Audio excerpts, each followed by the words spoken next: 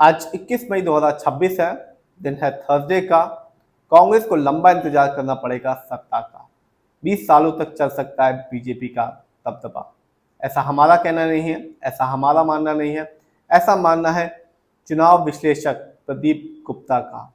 उन्होंने अभी एक इंटरव्यू दिया जिसमें उन्होंने कहा भारतीय जनता पार्टी के राजनीतिक दबदबे का मौजूदा दौर कम से कम 20 सालों तक ऐसे ही चल सकता है।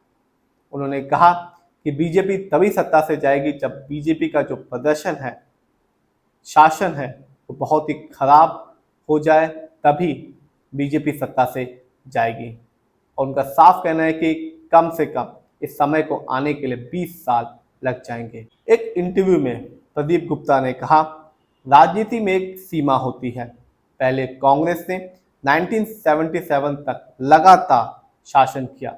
इसके बाद कांग्रेस को कुछ मुश्किलें आने लगी। उन दिनों हम लगभग 20 साल तक चलने वाली राजनीतिक पीढ़ी की बात करते थे। वो 20 साल का दौर आज भी मौजूद है। उन्होंने कहा कि बीजेपी भी इसी लंबे समय तक भारतीय राजनीति का केंद्रीय बिंदु बनी रह सकती है। प्रदीप गुप्ता ने साफ कहा विपक्ष का और कांग्रेस का भविष्य मौजूदा सरकार के कामकाज पर निर्भर करता है।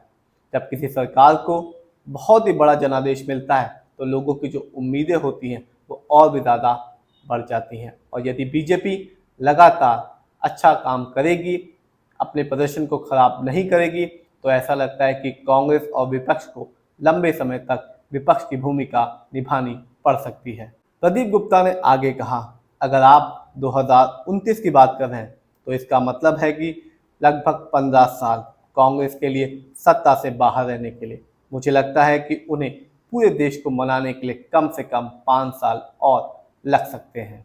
प्रदीप गुप्ता ने साफ कहा अब सब कुछ भारतीय जनता पार्टी पर निर्भर करता है, क्योंकि जब जनादेश ज़्यादा मिलता है तो लोगों की जो उम्मीदें होती हैं वो भी पार्टी से ज़्यादा बढ़ जाती हैं और वो सरकार से वो उम्मीदें करता है जो अभी तक दूसरी पार्टियों ने नहीं थी।